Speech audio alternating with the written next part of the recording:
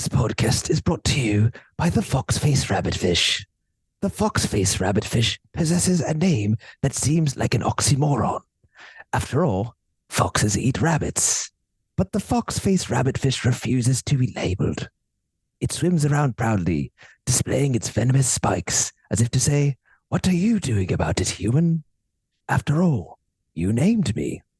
In reality, I look more like a yellow raccoon. Whose fault is that? Cheers to you, fox-faced rabbitfish, and we're sorry for naming you. Hello, my fishy friends, and welcome to another episode of Getting Fishy with It, the podcast. Today, we have a special guest which we're very excited about, but before we even get into that, we're going to go around the horn and say what's new with everyone. Amber, would you like to start? Yeah, sure. I don't really have much to report on. I guess in anticipation of San Diego Comic-Con next year, my friends and I, along with my husband, we went up to Wisconsin. I don't think I Wisconsin? Yeah. How T-Pain? Who is it? T-Pain? Right. There's a certain way of saying Wisconsin, apparently. But the land of cheese. They have a cheese castle there, and that's pretty much it, I think. I don't think there's anything else. Is the castle made of cheese, or is it just full of cheese? No, I wish it was made of cheese, but it's just full of cheese. Okay. Yeah, but it's just this castle with cheese in it. Okay. But we went there because apparently they also have a huge Joann store. So we had to go get Joann supplies fabrics? from there. Yeah. To make our I see where this costumes. is going. Yeah. Yeah. Oh, you guys are hardcore. Guess how many hours we spent there? After 10,000 years, I'm free. It's time to conquer Earth. It sounds like you loved every minute. We were there for 3 hours. Yeah, Okay. I said 3. Wow. Yeah. Right. And so Incredible. my friend, she's kind of like the seamstress of our group. And so she's going to make each of our costumes. But she was like, yeah, we're going to spend 3 hours there. And she was not joking. So, but we got it done. We got all the fabric. We got all the beads and stuff. And now she's going to be working on that until next year when we go to Comic-Con. So I'm super excited. Wow. Do we get a teaser on what you guys are doing a team cosplay, I'm assuming? Or group cosplay? Yeah. So one of the ones that we're doing is a couple of characters from The Mummy, and you can guess who I'll be. So Wow. That's cool. yeah. That's So wild. I'm super excited about that. Wow. That's great. Cool. That's amazing. Christine? There's nothing new for me, really. My knee hurts.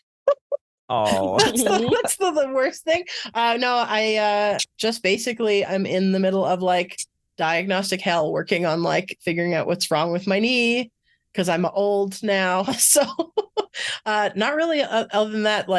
We have some major work happening on one of our facilities at work, which has been really stressful. So pretty much that's just been sleepless nights and painful knees. That's what you guys have to look forward autobiography. to. Yeah, exactly. That's what you guys have to look forward to is just ouchies and I can't sleep. Oh, yay. Yeah, there you go. We're doomed. What about you, Josh? Anything new?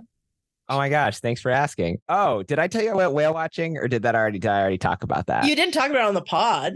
I didn't? Oh, sweet. Okay. So what I was supposed to do it was not last weekend, but the weekend before, I was supposed to go to Dallas to meet up with some college friends, which was going to be very exciting. Unfortunately, we had to call it because my friend who was hosting all of us ended up getting pretty bad level of pneumonia and could not host us. They basically were you need to be under quarantine and Wow. taking antibiotics. Oh, wow. So his father-in-law is a doctor too. So he was you really should just cancel this. So everyone canceled our flights. And instead I had all these backup plans that I had canceled previously because I thought I was doing this.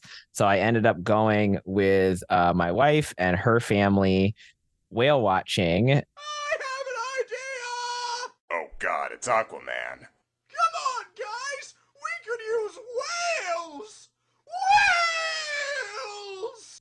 which was kind of exciting because I don't think I've done it since I was a kid. So we went right off the coast of Manhattan. There's like a ferry that just goes right off and then just goes down kind of like towards the bay. So you get to see like the whole city, the Statue of Liberty, everything. And then you like go out into the ocean.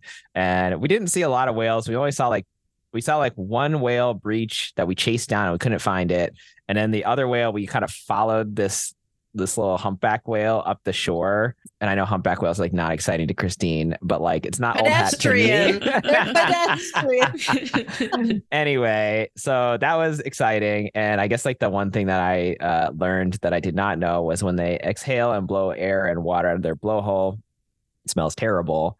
And we could just smell their like terrible bad breath or his terrible bad breath from where we were. But it was a fun time. I had a good weekend. It was like a nice sort of salve for the wound of not being able to go to Texas. So that's it. Cool. All right. And our guest today is Nora Toney. Nora, do you want to share a little bit about yourself and what's new with you? I mean, I am an RVT and I work at an aquarium in St. Louis, and I don't really know anything. Don't really know anything else. I got a new puppy. So that's a big deal. What's your puppy's name? His name is Tarrant. Cute. It's the Mad Hatter's real name in Alice in Wonderland. Oh, that's a deep cut. That really is. Yeah. I also love it when animals have people names. Me too. Yes. It's the best. It's All of hilarious. my animals have Disney names. Oh, okay. Oh, nice theme. Very cool. Very cool. So are you a Disney fan? Just a little bit. Yeah. I did mention I did not throw any shade at Disney adults in a previous episode. I like Disney as a park, and I understand the concept of rope dropping, and that's about it. Okay. Yeah. I'm kind of a Disney like fanatic. So. Oh, yeah, cool. So you go to the parks and stuff on the regular or when you can? Not really. I like to go new places, and I've been to the parks. Okay. So I always like to travel somewhere Pedestrian. new. Yeah. I feel like you need to go to the parks like once every 10 years when they have something new. Yeah. So yeah, that's kind of our plan. So my husband got to go for the first time in like a couple of years ago. And now he's just like watching Disney history videos on YouTube and stuff. So it's easy to get kind of fall into that interest, the whole of Disney interest. So for sure. Yeah, for sure. I hate to say it. I feel like it was so easy to be self-made back then. You could just be like, have an idea, and all of a sudden you're like a billionaire. Yeah. Maybe I'm Here's wrong. a park, and I drew a mouse. Absolutely. So let's get into the episode. Today, we're actually going to be talking about registered veterinary technicians, credentialed veterinary technicians. We have a bunch of different titles depending on where you are in the world, but we actually have a guest here that is a fellow RVT. So I have been an RVT since 2009. Nora, when did you become an RVT? 2018. Okay, cool. Yeah. Very cool. And you're loving it? I do. I absolutely love it. It's great.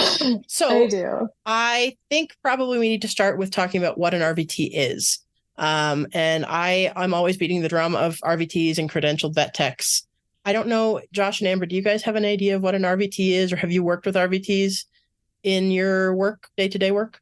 Yeah. And so where I work, we have animal care, well, not care technicians, but so those are the people that are basically like changing out the cages and things like that. But then we also have animal health technicians. And so they go by like different names, as you just said, but they are registered veterinary technicians. And so they're like certified and whatnot. They usually go through that like 2-year program, I think, which we might talk about later. But yeah, they are the ones that kind of also assist like the veterinarians with administering like substances to the animals, or if there's something going on with the animals, they help to kind of like alleviate their pain and, you know, help to determine like, okay, what is the outcome of like this animal, or what are some things that we can help to like alleviate their pain, whether it's like, you know, humanely euthanizing them in the end.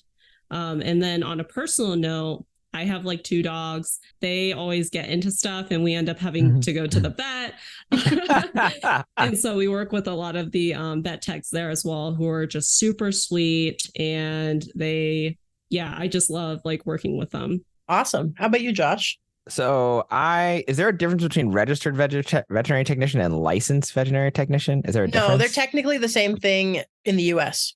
Okay, got you. Yeah. So my only experience is just basically like, the same thing, the ones that work at our university. And so they tend to be kind of the boots on the ground. Like obviously like the front line is the animal care techs who are like identifying like a sick mouse or a sick fish or something like that. The vet techs are doing rounds. They're checking everything out. They're usually probably like diagnosing and treating. Whereas like typically we don't have too many people treating. I could be wrong about that. Well, the vet techs cannot diagnose. That is one thing we are not permitted to do. So we can prognose and we can give signalment and diagnostics to a veterinarian, but we cannot make a diagnosis. So sorry, I'm being pedantic, but it's like drilled in my head from school. Probably Nora as well. Same. No worries. Okay, yeah. So sometimes you got to run things up the chain for the veterinarians, but that's usually so. They're wonderful. I really appreciate the job they do, especially ones who take an interest in fish. They are super. They go like I super extra appreciate them, right? Because they like I just love it when they take an interest and like don't see them as like kind of like just like something that doesn't matter as much. So we appreciate you. Thanks. And just to elaborate a little bit on that, it's in the US, there's a little tiny bit of a word salad when it comes to like how they title credentialed vet techs. So sometimes in general, they'll just say credentialed vet tech. And then like, so in this, I'm in Colorado, in this state, they call a licensed veterinary technician or a credentialed veterinary technician a CVT. So where I'm from back home in Canada, across the board in Canada, it's RVT, Registered Veterinary Technician. And then I think probably in New York State, they're probably LVTs. So, and Nora, where you're at, they are RVTs as well? Yeah, I'm right on the border of Missouri and Illinois. So if you're credentialed in Missouri, you're an RVT. And if you're credentialed in Illinois, you're an LVT. Yeah. Oh, cool. Yeah, it's been a bit of a mess across all the states. And I think there are some top minds working on trying to ameliorate that a little bit, but it's difficult. And there's the whole complication as well with the terminology of like veterinary nurse. You may hear that in the UK, for example. It's a similar or the same role, but there's difficulties with using that particular word. So RVT, I think there's a push to try to make it RVT across the whole US potentially. I don't think RVN, registered veterinary nurse, will become a thing, but I don't know where we are with that because I'm not super plugged into how things are across the US. I don't know if you are, Nora. Yeah, no. I know that there's a push to unify, like make it a singular phrasing, but I am not a part of that movement. But then there are also states in the United States that you don't have to be licensed. Like there are no letters, credentials. Yeah. So you can have folks that, there are folks that can be what we call on the job trained. And these are people that didn't have any formal education or like licensing, sitting for a board exam that can potentially do the same scope of practice that a veterinary technician can do. So there's been a big push in like back home in Canada where they're working on a scope of practice in some of the provinces so that like a veterinarian has a scope of practice where they say veterinarians can do this and this and this. And then there's a bit of a Venn diagram there where vet techs can do this and this and this. But for now, we have to cling to that R or that L or that C to make sure folks know that, we went to school for 2 to 4 years, got a diploma or a degree, and then sat for an exam at a minimum, usually. So, but so it's a little bit complicated. And that's why you'll sometimes hear me, if someone says vet tech, my ears go up and I'm like, what? Did you go to school? You get excited. Are you licensed? Yeah. Do you have a license? Where? How long you been in for? Yeah, exactly. So basically an RVT, to like be really pedantic on the definition, we are formally educated. We're trained professionals that are part of a veterinary team, whether it's in a clinic, on a farm, an aquaculture facility, at a zoo or an aquarium, or in a lab animal setting. We basically like go to school to get all the theory and like practical skills down pat. And then we spend time usually in a clinic, a clinical setting to kind of work out all of our technical skills and our practical skills. And we have CE we usually have to do. So every year we have continuing education. We have to submit to our like regulatory board to make sure that they know that we are keeping up with our education. So, but like I said, we can't diagnose. So the veterinarian is the one that is making the diagnosis that says your animal has this or that. We cannot prescribe So whether that's a treatment, we can't say you have to get this treatment. We can't prescribe a medication, but we are given orders by the veterinarian. So yeah, we're basically the right-hand person for the vet or the veterinary team. That's like, we're given the orders, or we have standing orders to do a treatment, to do imaging. So like I used to do MRI, I used to do CT, I used to do PET scans, all that kind of stuff. We do dental work, we do anesthetic, and like drug is some of my favorites. So, but yeah, that's basically what an RVT is. Did you have anything you wanted to add, Nora, as far as RVTs and what we do and the kind of stuff that we get up to in our jobs? No, I think you covered most of it really well. I would say that there are, I don't know about other states, but in Missouri, there's at least our veterinary board has put out guidelines for what techs can do versus in Missouri, we call them tech assistants or on the job trained techs. Sure. And there's they have like an actual chart that has a difference of what a tech versus a tech assistant can do. Versus a vet versus an intern, a vet student. So they have a really nice chart listed out, which is nice to have. That's great. I think that's great. Yeah. It can get real blurry sometimes, right? When you're working in various areas. So yes, for sure.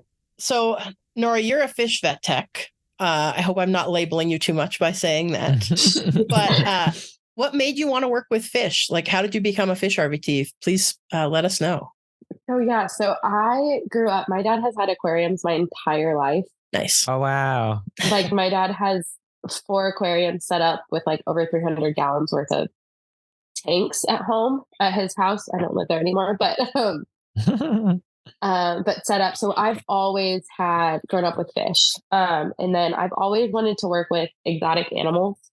Just like, I never really wanted to do the cat dog thing or the farm animals. And so I was like, I'm going to be a vet and work with wildlife, like go to Africa and work with cheetahs. Like, I don't know, because nobody really talks about like how to get into the vet field or like the different jobs within the vet field or the animal field. Especially I grew up in a really small town. So like nobody talks about it. So originally I went to college going into pre-vet. And I was like, this is not for me. And so I ended up taking a year off of school and I found a vet tech program, where I went to school, nobody talked about trade schools. And I was like, this kind of sounds perfect for what I want to do, like hands-on with the animals. And so my tech school is a little different. Most of them are 2 to 4 years.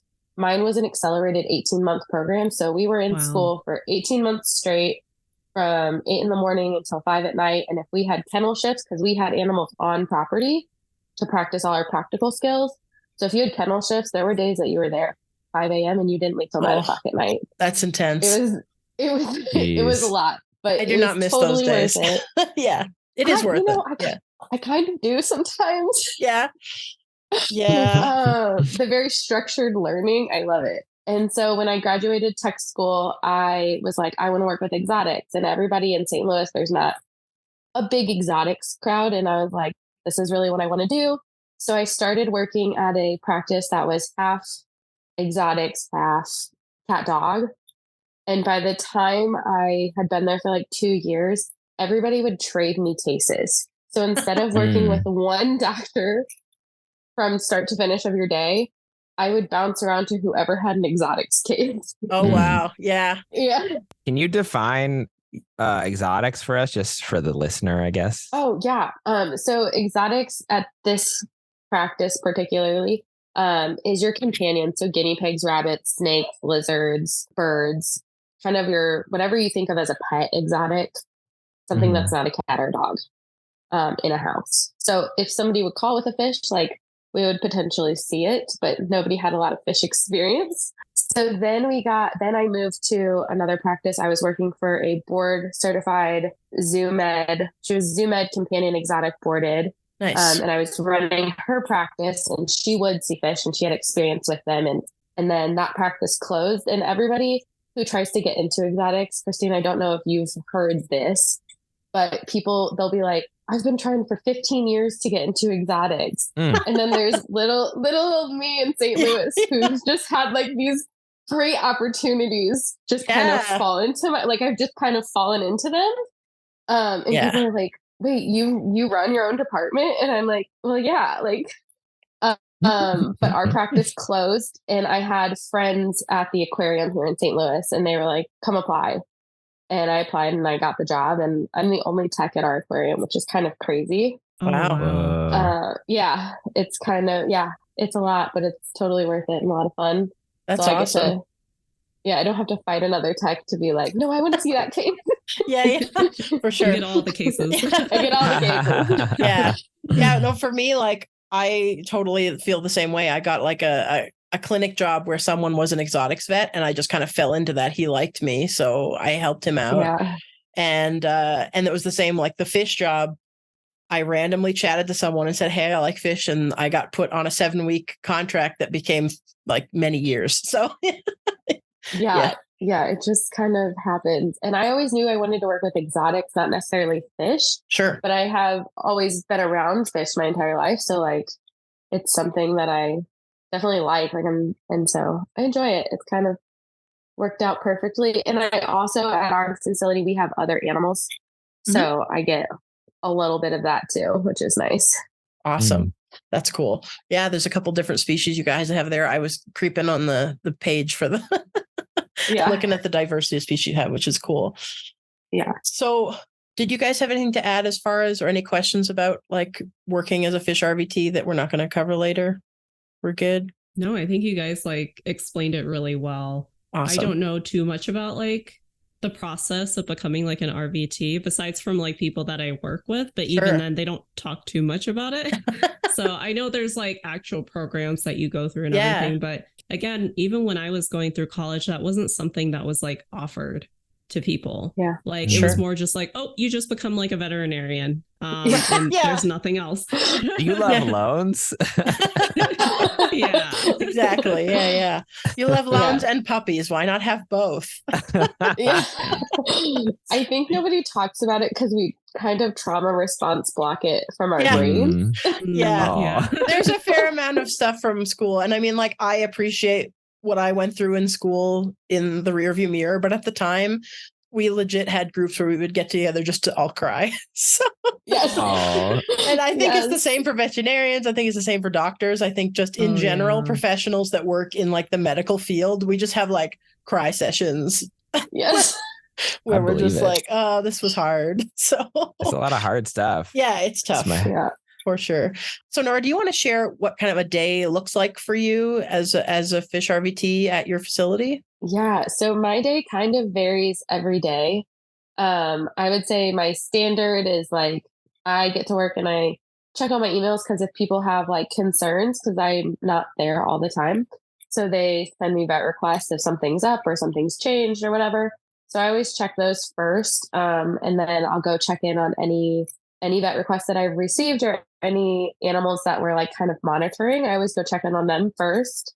And then any medications that are due, I'll make sure that those get handed out, passed out to the appropriate keeper to get to the patient. If I like sharks, I can't medicate a shark. The keepers feed it through their food. Sure. But if I can medicate, then I'll go grab the primary keeper and go medicate. And then it just kind of all depends on what the rest of the day comes my way. Like sometimes I'm sitting at the computer writing SOP, standard operating procedures, or health protocols, or reviewing diets to make sure that there's nothing crazy that somebody shouldn't be having, or if we're getting a new animal or things like that. Quarantine protocols. I'm not in charge of all of those, but I help review my side of them. And then I always make sure I have to walk through and look at all the animals every day. That's definitely a perk of the job, right? Yeah. So sometimes if I'm just like, I'm so overwhelmed, I have to go look at Shark Canyon. And I'm just like down in Shark Canyon looking at the fish. And it's a part of my job, which just is a great perk to have. And it totally helps with the stress. But yeah, everything's different. Every animal in our facility, if we can collect it, gets a fecal twice a year. So I look at a lot of poop. Yeah. That's also a perk of the job sometimes. I was going to say I do too, but it's just because in New York City, people don't pick up after their dogs. Or themselves, right? Or themselves sometimes. That's Chicago for you. So, there you go. Nora, do you do fecal floats there? I do. Nice. I do everything gets a direct and a float, except for our parrot. She gets a direct and a gram stain. But sure, okay, that's It awesome. might not hurt to explain what a fecal float is, just for the layman. So a fecal float, you put a gram of fecal in the bottom of a tube, and there are these special tubes that are made for it.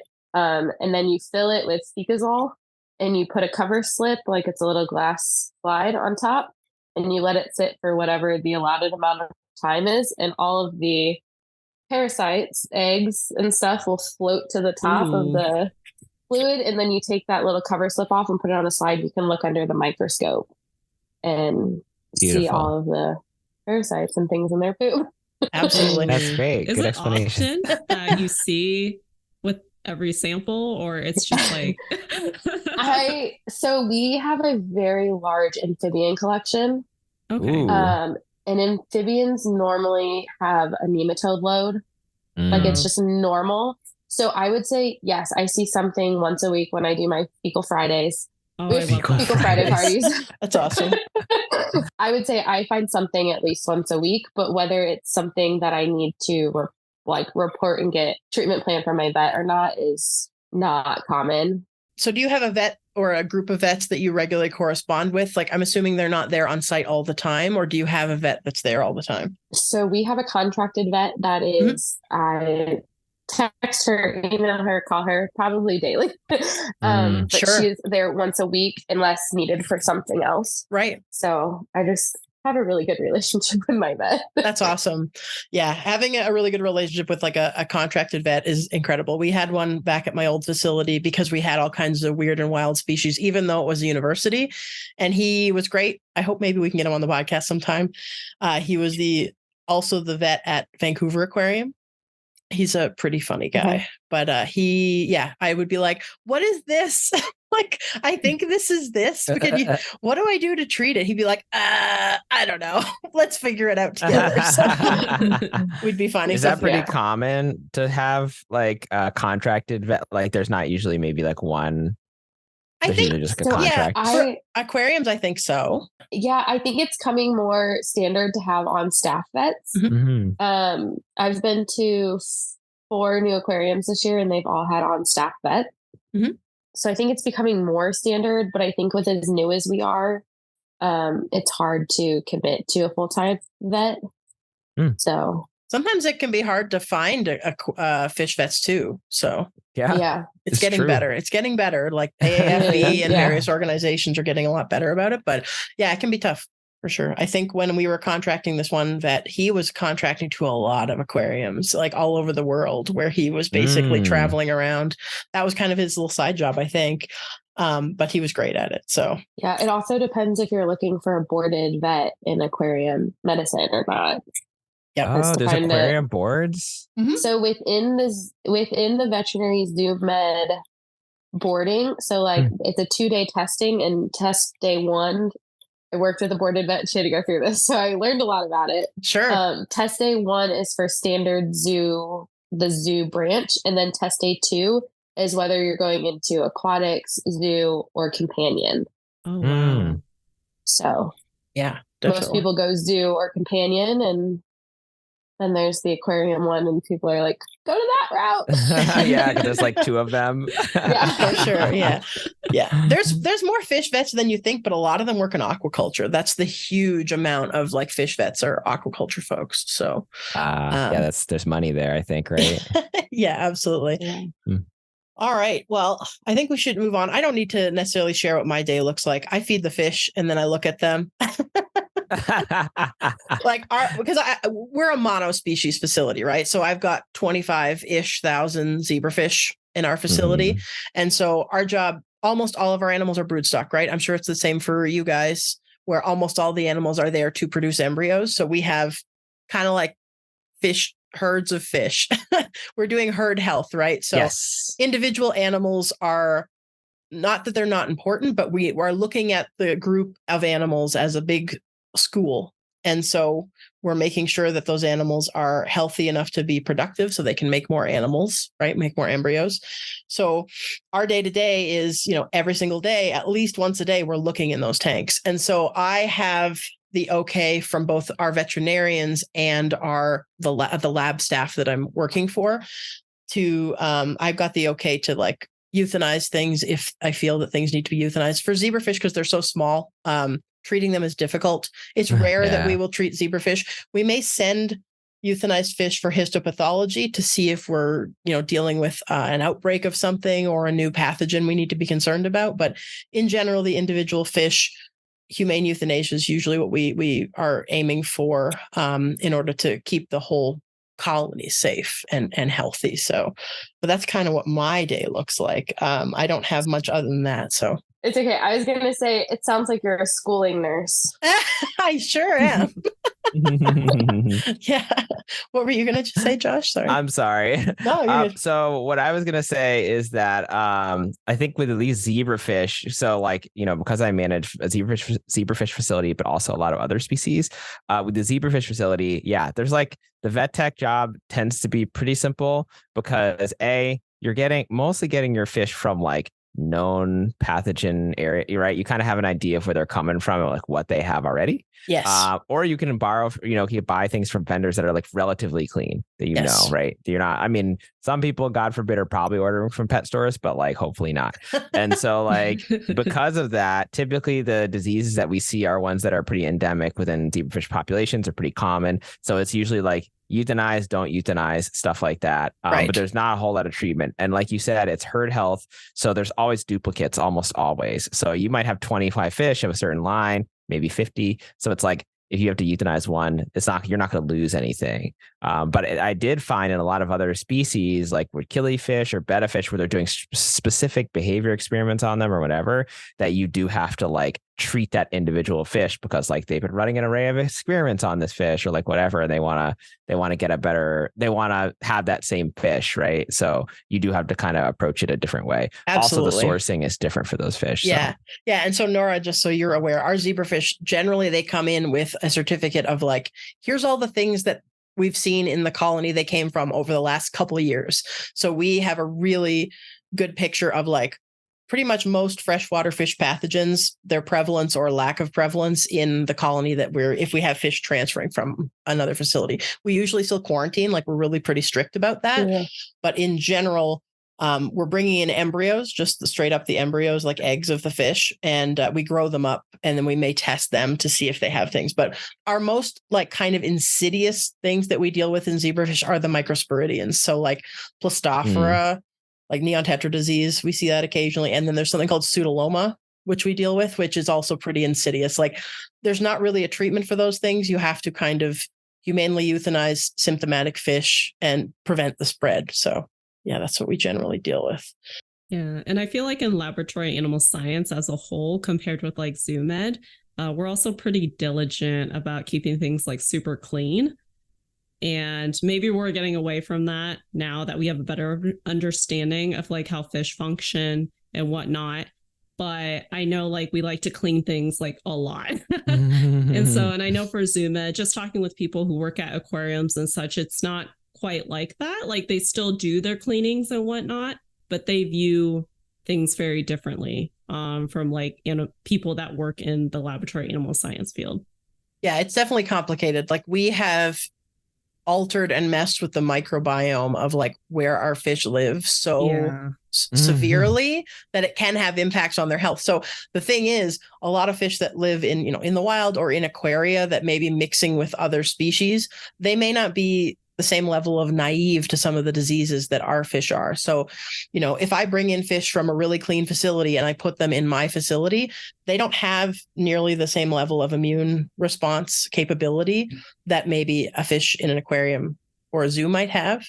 And so things are new to them, like pseudoloma, and they're just like, all right, I'm out. Bye. And so we have to try to support, Caspers. We have to try to support them as best we can. So that ends up being something where we do a lot of surveillance to try to make sure that we support them as much as we can. But in a laboratory environment where they are often naive to just the environment, it can be a bit of a challenge. So, So what do you think makes it different working like as a fish RVT versus like you did work in clinic for a bit, right? So what do you think makes your work different? It's definitely more of a challenge to work with fish because like you can't pull them out of the water and take them wherever to get what you need. With like people who work with dogs, like you can teach a dog to sit and get a blood draw and trim its nails, but like a fish, you're like, okay, well, can I even get blood on this species? And can you catch it in the tank? So like we have a cichlid habitat that's 20 feet deep. If we have a fish that's acting funny at the bottom, the odds of us catching it are slim to none. And we usually have to wait till we have a dive scheduled for maintenance. And then it's, okay, now can the diver catch the fish? And it's, so a lot of times it's like a wait and see game and like visual. And do we need to treat the whole tank or can we catch this animal to treat just that animal? And it's a whole different ball game, but I definitely love the troubleshooting around it. I find that really enjoyable too, like trying to figure out how to administer some meds too to the fish in a way that's like safe for them, that actually works. We had some like parasites on my old facility, and it would be like, all right, praziquantel, we need to get it into these fish. How do we do that? Things like that. So I find that fun. Yeah. Definitely. We just had to do a whole prazi treatment on a 17,000 gallon system, and it was an event. Wow. we literally just bought jugs of Prazi Pro. I don't know if it even still exists. And we were just like, glug, glug, glug, glug. Oh. Enjoy, everybody. Enjoy all this Prazi Pro. It worked really well, but it was like, I didn't think this pet trade product would work. Oh, no, I had the powder compound and had to put it in like a pantyhose to dissolve it in like alcohol, like single grain alcohol, and then dissolve it through the sump slowly. It was like, took me like 3 hours to get this treatment going. Wow. What was the name of that drug again? So praziquantel. Praziquantel. That sounds like something from Dungeons and Dragons. It's something they give like dogs and cats too. It's just a pretty common dewormer. It is like a bog standard dewormer that's relatively inexpensive. Okay. If I recall, it's pyrantel in dogs and cats. I think so. Is like the shelf name. Yeah. Yeah. Amber's like, yeah, I know that one. Yeah. Oh, yeah. I'm familiar. Yeah. Pyrantel. Her dogs are getting into nonsense. Yeah, absolutely. Yeah. But yeah, it's used really commonly in dogs and cats, dogs especially. So, but it works really well on cattle. Oh yeah, that's true. Yeah. But yeah, and it's a big cattle drug.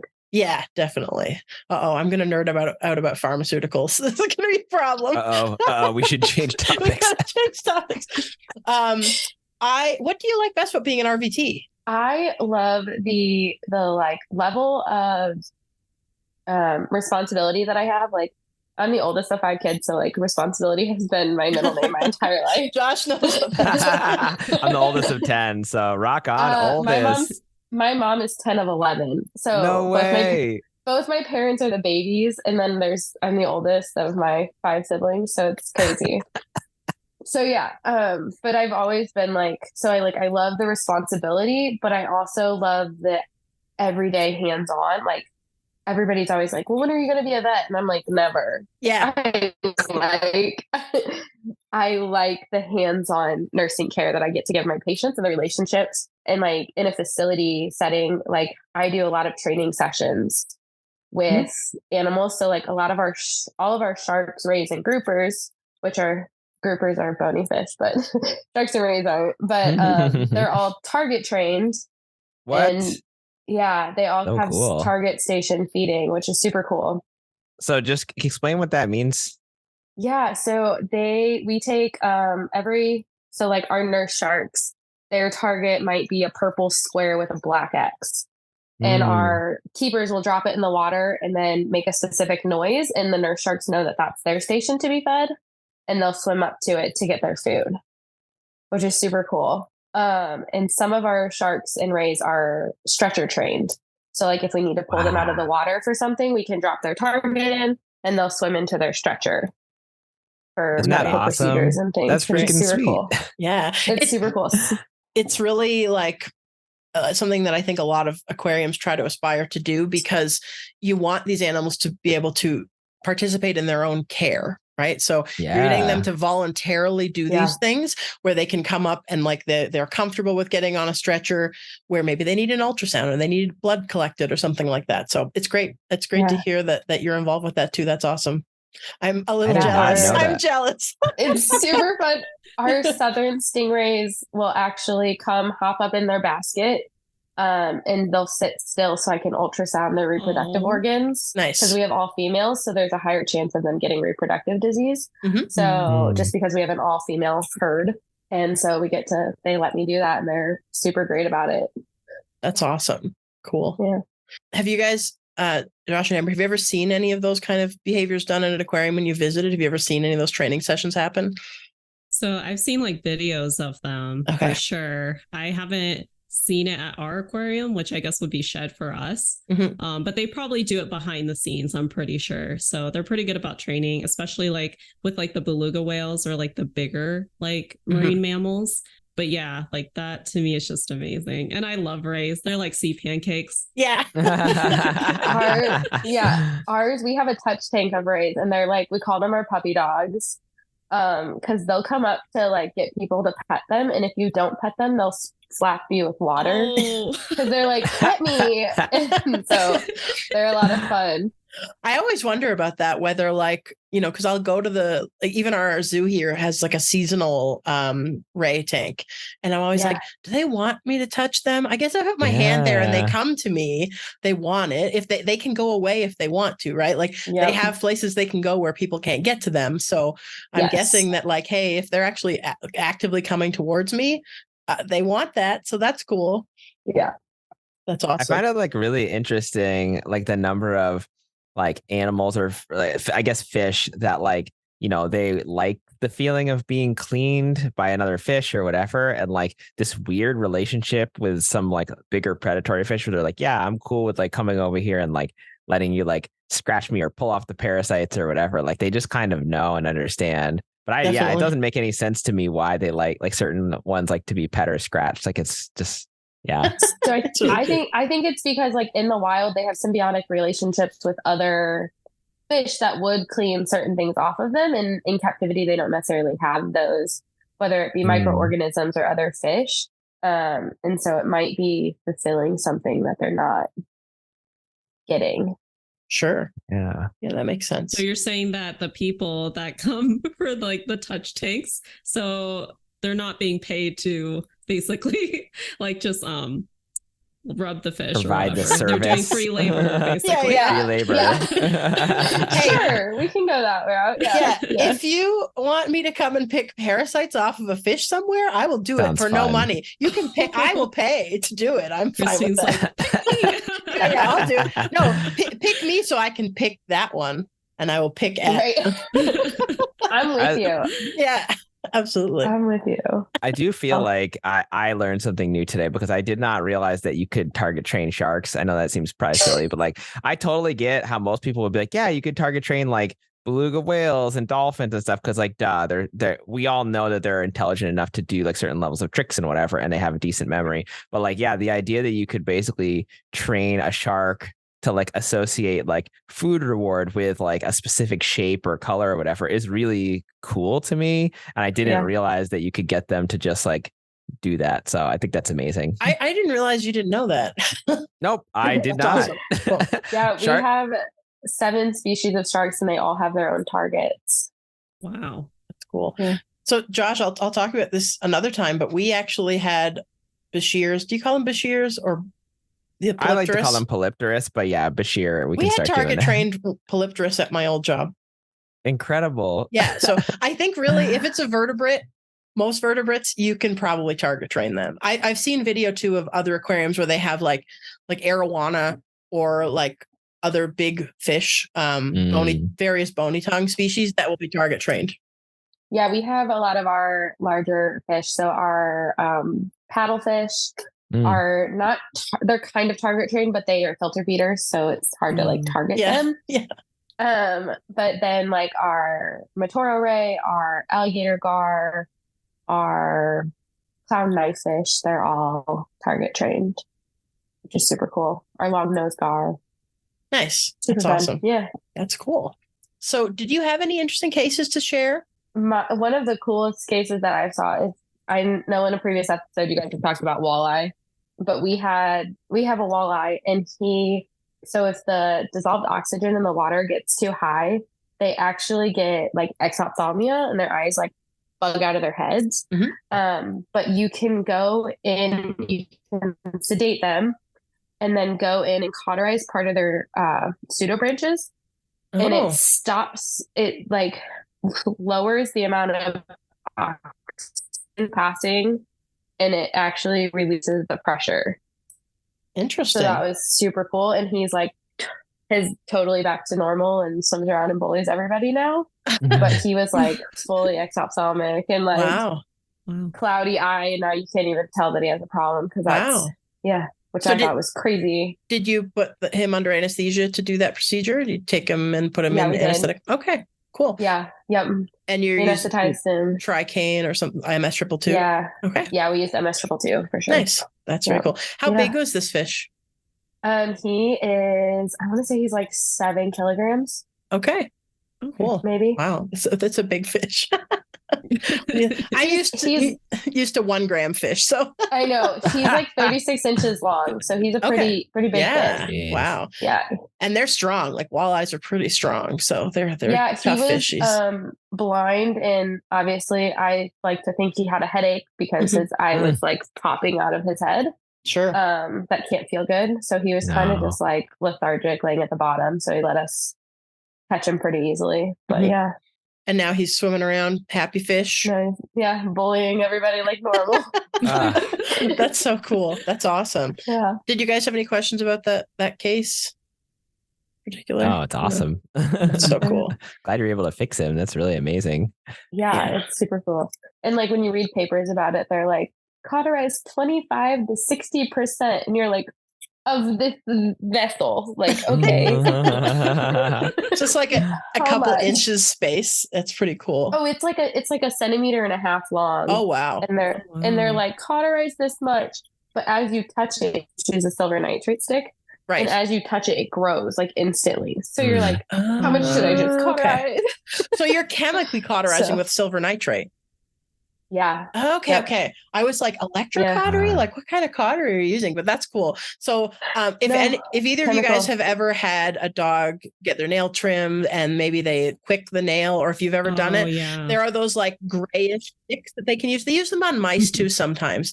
Those are silver nitrate. They help to they chemically cauterize the space and prevent, like, they cause blood to coagulate and prevent like bleeding from happening. So yeah, it's kind of cool.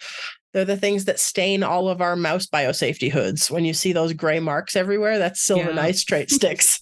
They get it on your skin. You'll never get it off until that skin sloughs off. Yeah, it won't ever. But yeah, that's awesome. How long was that procedure though? Oh, it was maybe 5 minutes. Oh, okay. I was thinking because it sounds like you have to be so meticulous with it. Yeah, I mean, from start to finish, it was maybe like 10 minutes just because it takes them like 5 to 7 minutes to sedate in the Tricaine.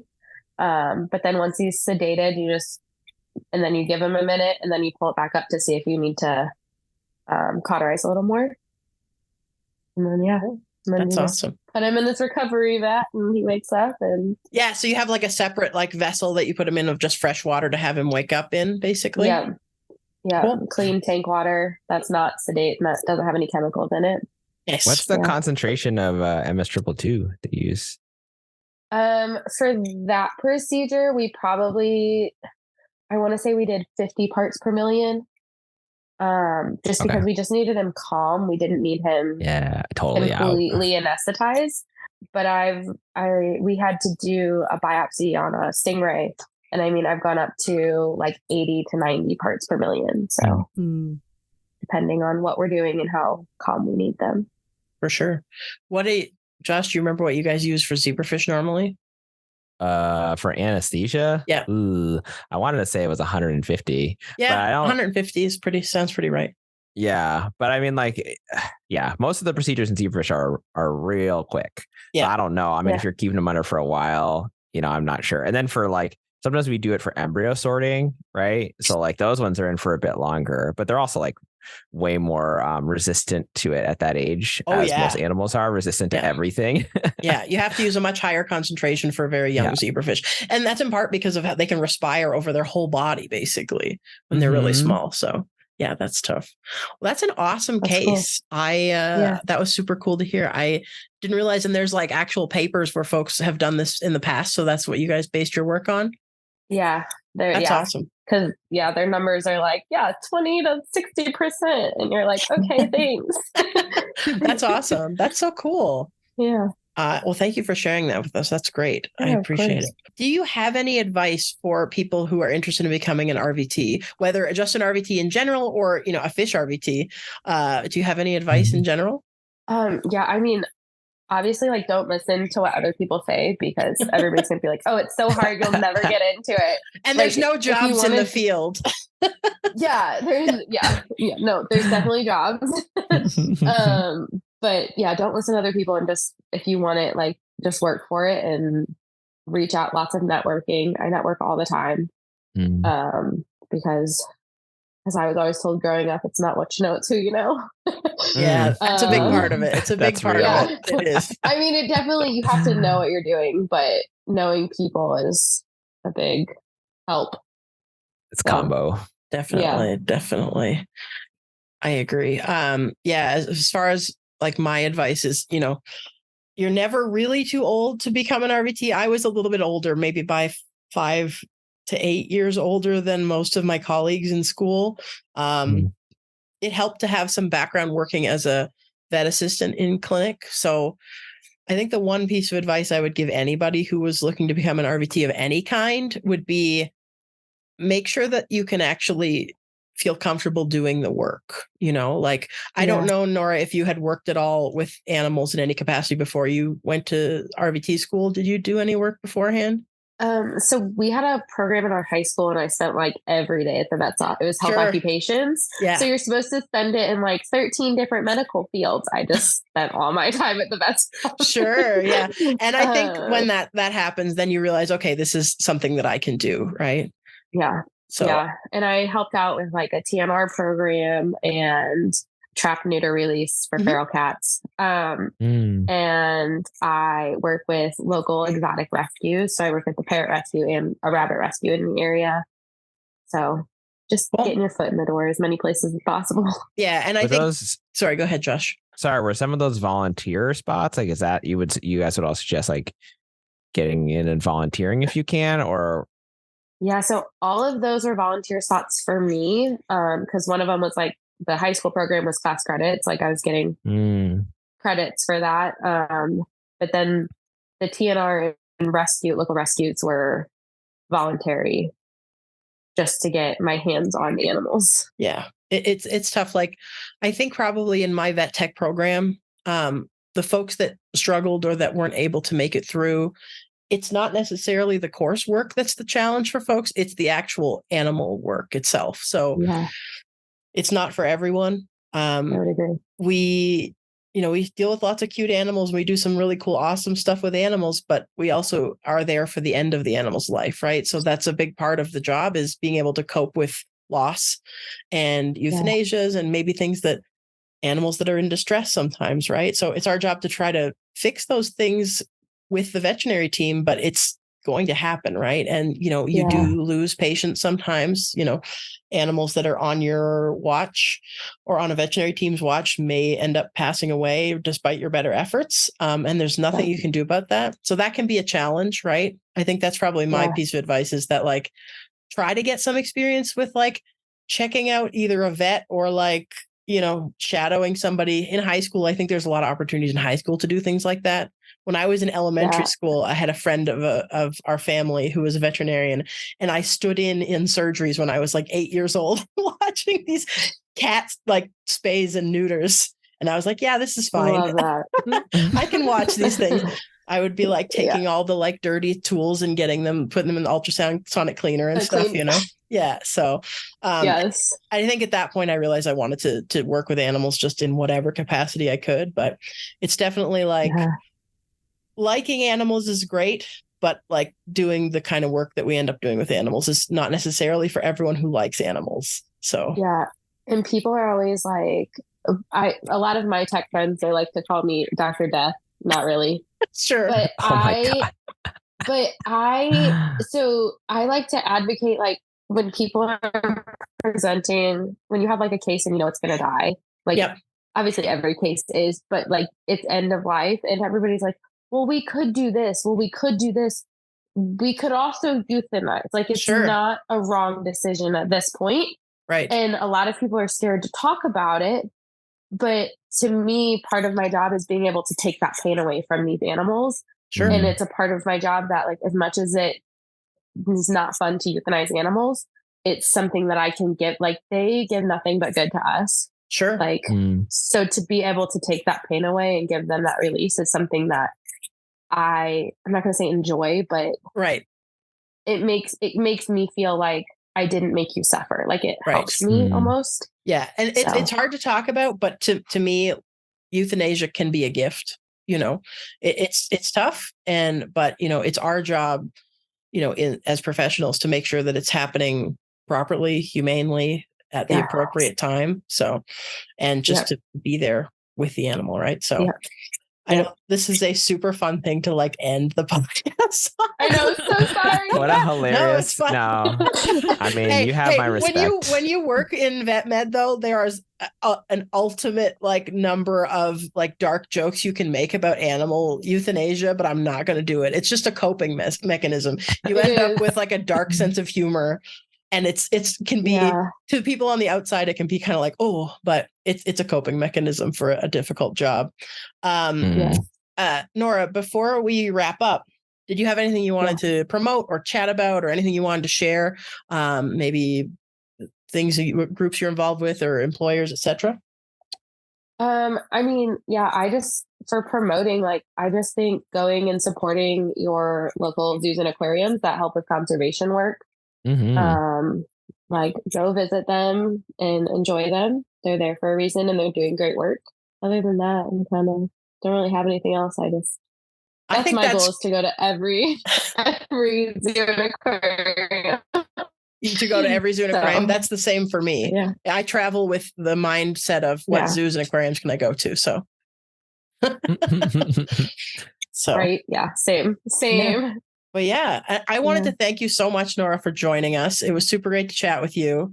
And I'm going to have to chat with you again at some point, because you guys, Amber and Josh, have seen that like vet techs, we can't stop talking about vet tech stuff. So yes, we get a little nerdy about stuff, and I'm going to keep thinking about praziquantel all night now. So I know. Praziquantel, bro. Get him. How many dice rolls does it take to defeat Praziquantel? Oh, one last question, Nora. What's your favorite veterinary drug? My favorite veterinary drug? Yeah. Like the name? Just period. Drug. Doesn't have to be the name. So I know which one mine is. My favorite drug to use is alfaxalone. Oh, yes. It. Yeah. It's magical. Yes. But in tech school, we were learning about drugs, and my favorite drug is dexmedetomidine. Oh, yeah. We made up a song around it, and I don't remember the whole song, but forever it's like dexmedetomidine. That's so great. And when you're in tech school, you're like, what the heck is that word? And we were like Googling how to pronounce it. Really? That's so funny. Yeah. So it was fun. When I was in tech school, I got dexmedetomidine in my eye. It was like, now you have to sit down and we have to watch you. It's a anesthetic drug that we use, just so you guys know.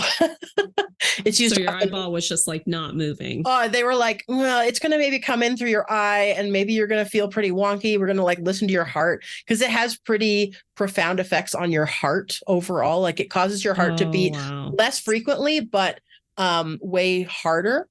So yeah, this is a tangent, but like Christine. Well, sorry. No, I'm just like, oh my gosh. That's I was fine. It was a tiny dose. Like, I was trying to draw it up and trying to get air bubbles out, and I literally flicked the needle off and sprayed it in my face. So thanks for listening to Getting Fishy With It. You can find our website and show notes at gettingfishypod.substack.com. You can find us on Twitter at gettingfishypod and on Instagram at gettingfishypod. You can also find us on Facebook and LinkedIn by searching for Getting Fishy With It. If you want to drop us an email, you can send your complaints or questions to gettingfishypod@gmail.com. Thank you so much for listening. Our theme music is Best Time by Fast Sounds, and our audio is edited by the marvelous Amber Park Giardini. We've been getting fishy with it, so keep schooling, my friends, because knowledge is power.